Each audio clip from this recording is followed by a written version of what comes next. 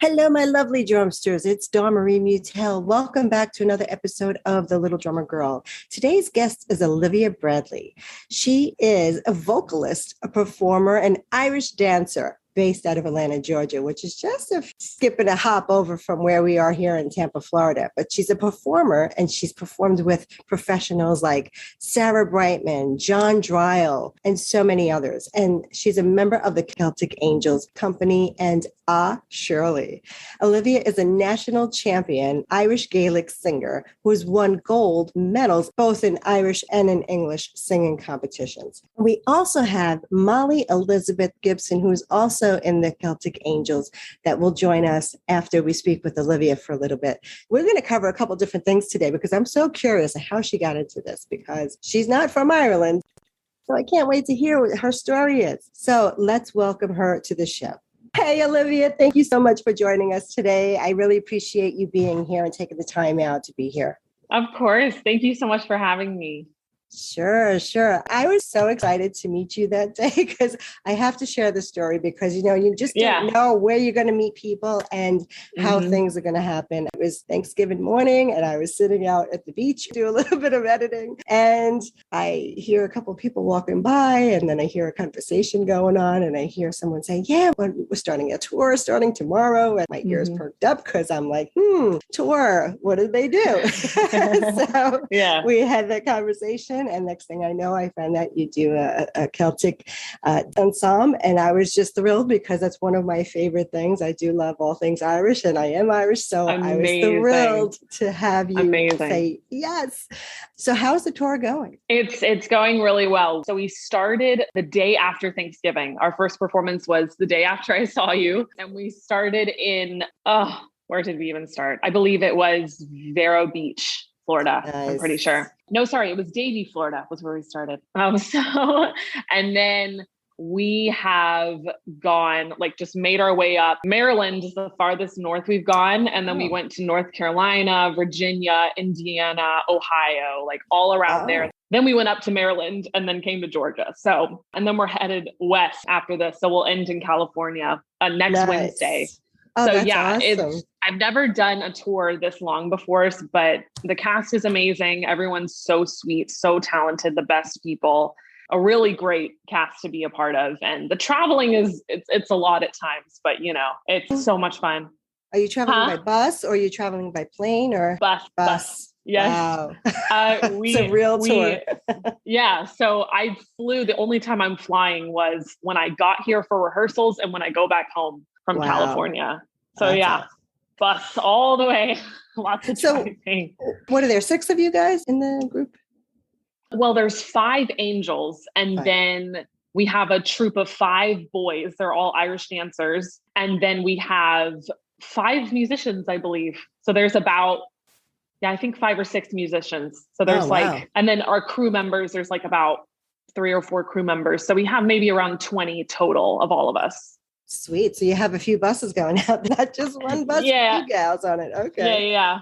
With U-Hauls cool. And I felt bad that I didn't get a chance to see the show when you were here in Clearwater, but I hope the next time you guys come around, I will definitely get a chance to. And I hope that we get some footage that we can put up on the vlog with this interview so that everybody can see the wonderful work that you guys do. Yeah. But my first question to you is that how did you get started with Irish singing? I mean, that is not something that, most people set out to do.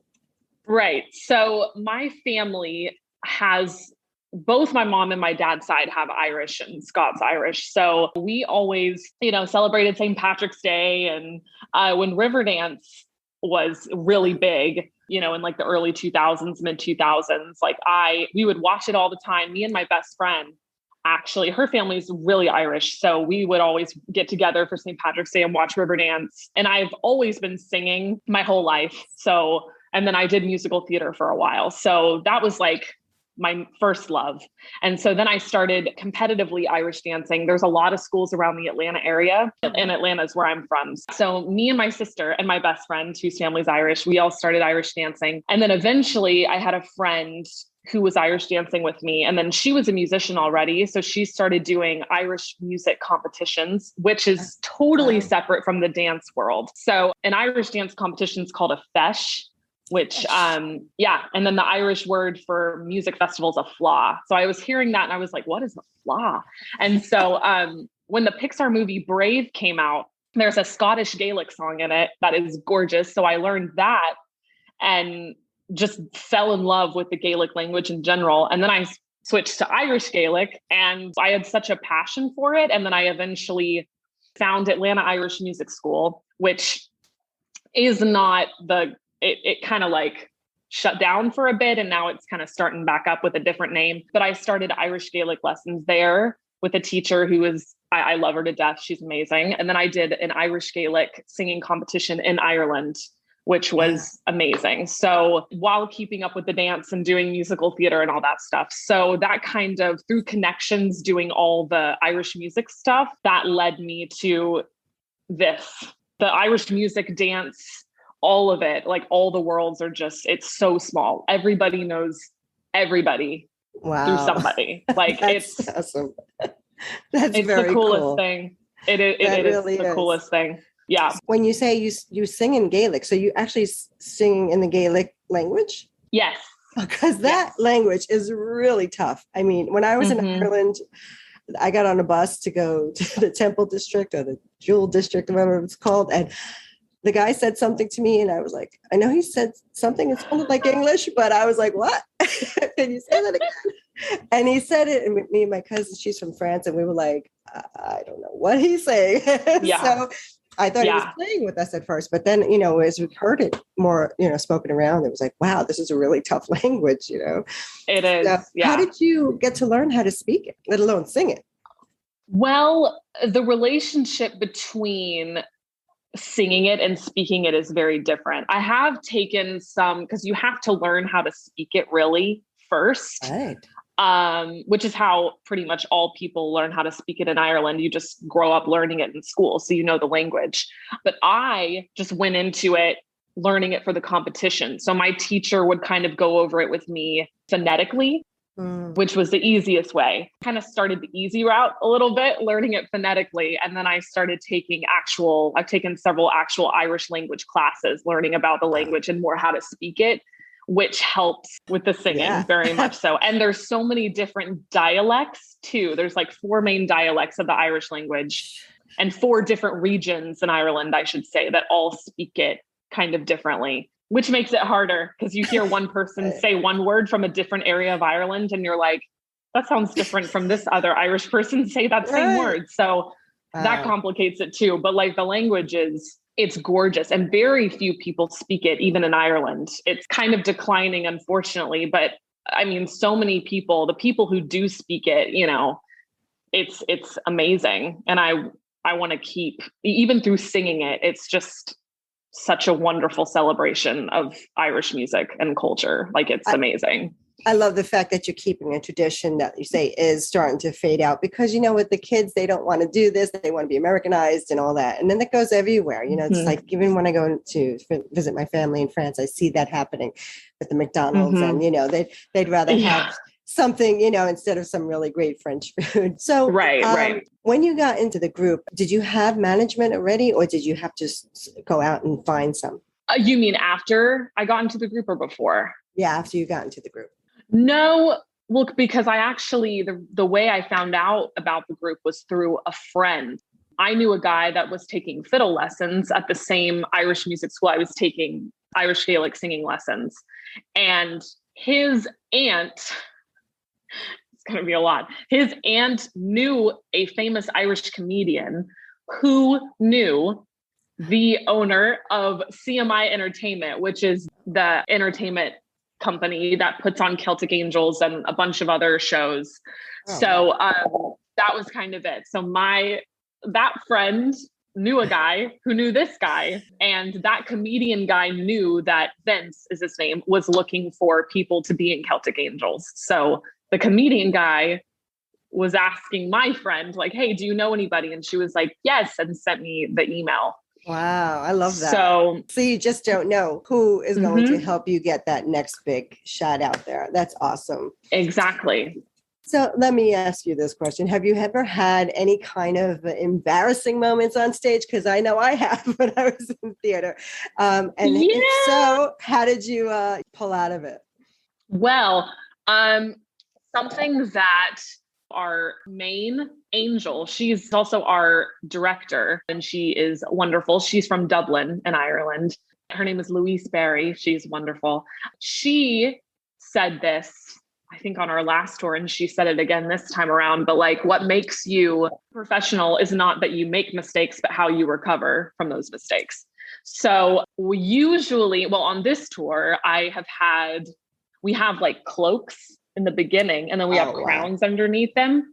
So, and then we take off the cloak, and then my crown has completely fallen off on stage. And then we have had several zippers and straps break like right before we go on stage. Thankfully, not on the stage. We have had some zippers unzip on stage.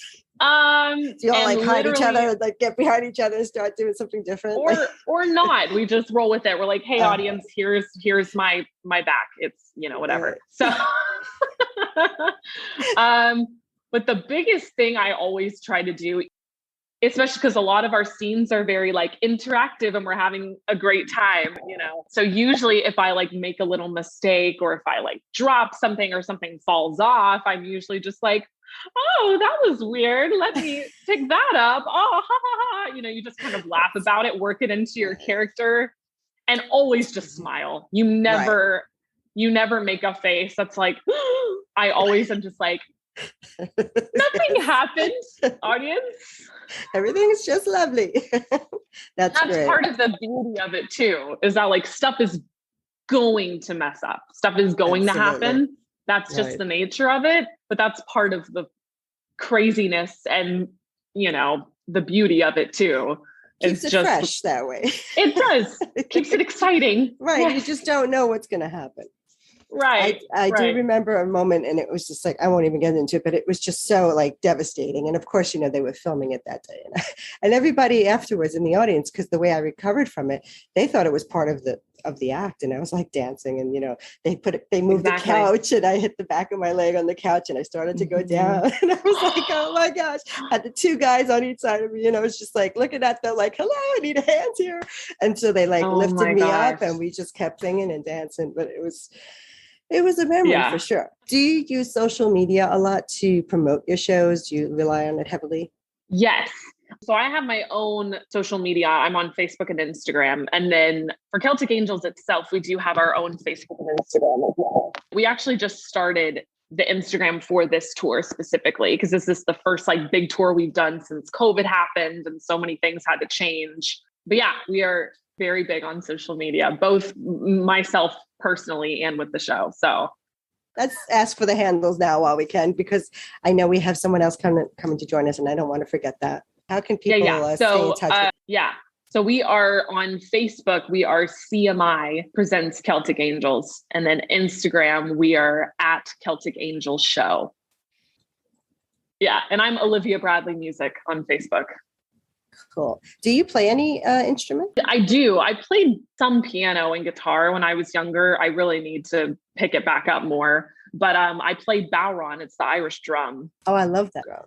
That is so fun. It's so fun.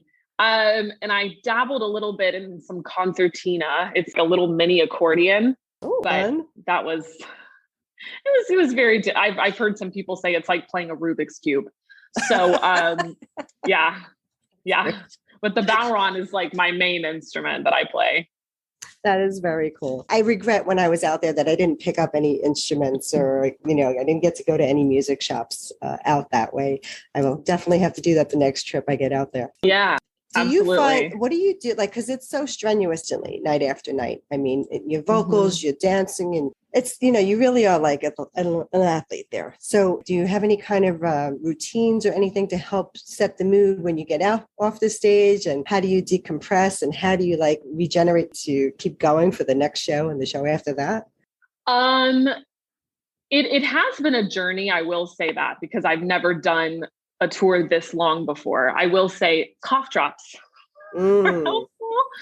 Especially if you're dancing. Like even before I sing, I have found Hall's cough drops, but Hall's cough drops are one, and the blue ones that are like blue, really minty or whatever. Yeah. Yes, they're wonderful. And just keeping yourself healthy, hot tea. I take a ton of immune stuff, zinc, not yelling, like really. And I ended up being okay and not pushing myself in the performance, because that's a thing that's really easy to do, especially when you're recovering from being sick, but you're not fully well. It's really easy to be like, oh, this is the best my voice has felt. And then you push yourself too much. So it was really good for me to experience that, because I was like, oh, I need to hold back. But I got through it. It was terrifying. I was like, oh no, I'm sick, but it was fine. Oh gosh. Vitamin C, all those things, and making sure you get plenty of sleep, especially on tour. You really have to take care of yourselves. I've always stressed about getting a sore throat, whole life. That's got to be difficult as a singer. That's your instrument. So yeah. Mm-hmm. So I try my best to stay healthy as much as possible and to de-stress and just like not to go crazy after a show or like stress myself out and like, oh, why did I mess this up? Being hard on yourself is a really bad thing for your mental health. Like it's going to stress you out so much. So also just positive thinking too is a huge thing. Yeah, I would say that's pretty much it. Just staying healthy and just like staying positive really are the two biggest. I love that because, mental health is really so important to everything. Because, if you're in a bad mood or you, like you say, you didn't sleep right, it's going to show up in the performance. And I know that when I do something, I'm always like keyed up for a few hours before I can go to bed at night. And so do you have that problem too? Like after you just came off the stage, it's like, oh yeah, now I need like 3 to 4 hours to kind of decompress before you can like go to sleep. Yeah, usually, well, also on this tour, because we're going so much, usually if I have like a show where we only do a couple performances, I experience that. But this time around, I am tired. So it doesn't really take a lot. Well, doing the show more and more builds up your stamina. So that helps. That's true. Good point. Very good point, right? Because then it seems easier every time you do it. Right. But also just making sure that you're just not pushing yourself too hard, because you have to do it. Do you guys do sound checks before each event that you do that night in that day? Yeah. Mm-hmm. Absolutely. So at that point, do you just keep it very minimal, or do you find that you're just not like doing the full? Okay, that's cool. I've honestly noticed that I'm pretty vocally rested like most of the time, unless we have a late night. But like other than that, I mean, I've had time to just decompress on the bus and not talk a lot. So it balances itself out. Well, that's cool. I mean, because I would think, when the ladies get, back to the bus, you're going to want to be like, no. Do you want to talk about things that happened, or you may want to. Yeah, we're also we're around each other constantly. So we're really not, we have all day to talk to each other. So we don't really have moments where we're just like, we all kind of feel tired at the same time. So that's good. Yeah, so you can all go to sleep. Mm-hmm. Do you ever find working with women, and especially a group of women, do you find that there's any kind of disagreements, or do you guys get into any like, oh, I want it this way, or I want it this way? Any kind of, is there any animosity sometimes in the creative direction that you guys ever have? No. Well, because Luis is the main one that's kind of in charge of all of that. And we had to learn the show so quickly. So in terms of that, no. But I mean, this group, we have had, because we're around each other constantly. We've definitely had moments where we could have been at each other's yeah. But it's such a great group of women. It really is. We definitely have moments where we're like stressed or like in the show, and it's just like, we get a little riled up sometimes. But like it's such a great group of girls. Like there's been like nothing like that. That's great. Which is amazing. It is, because you hear a lot of times that's not the case, and there's always some kind of differential between them. Yeah. I understand you have a friend with you who would like to stop in and say hi. Is she available? She is, yes. Would you like me to, or get her really quick? Yeah, go get her. Bring her out. Tell her to come out. Okay, cool. Well, ladies and gentlemen, we have Molly Elizabeth Gibson in the house who's just joined us. Hi, Molly. Thanks for joining us. Hello. Thank you so much for having me. Oh, it's my pleasure. So how is the tour going for you? Oh, it was really such a joy to get to be with everybody. I mean, they're just a great group and a dream come true just to be performing with a big family. It's so fun. Oh, that's awesome. Yes. Molly, how did you get into this whole world of Gaelic singing and dancing? It started with me back in childhood because it really started for me when I was like 8 years old and the group Celtic Woman entered our home. And like listening to that music really shaped like who I wanted to be as an artist and pursuing Irish music. So I started getting connected to the Irish world and like I'm making friends in that community, and they're such a warm and welcoming community. And then, so I just started making friends there and pursuing Irish music down that road. And it's been a fun journey. So that is awesome. Did you study, like I know Olivia did a lot of study with Gaelic singing, and did you go through the same kind of rigmarole to get where you are similar today? Similar. My oldest brother really brought in the love of Irish music into our family, and he studied the Irish language, and which kind of led me down that path as well. So it was like my high school language. I studied Gaelic, and wait, so I have to stop you there. Your high school had Gaelic language in it? Well, I was homeschooled, so I was able I was able to, choose which language, we wanted. I know it's a little bit unique, but that's so cool. That's very, very cool. Yes. Wow. Yes. So you learned at a young age to really hone your craft. I think it kind of just, like I said, with Celtic Woman, and they had some Gaelic pieces in their music, and so that kind of shaped my childhood self, I suppose. So yeah. Were you guys friends before you worked together? No, actually, no. But it's so funny because Olivia and I have actually mutual connections, which is really fun. And what part of the state do you live in? Me or Olivia? No, you, Molly. I actually just moved up. I just moved from Savannah, Georgia, up to the Peachtree City area, South Atlanta. Nice. Wow. So we had like the same voice teacher before we knew each other and stuff like that. So it's really fun.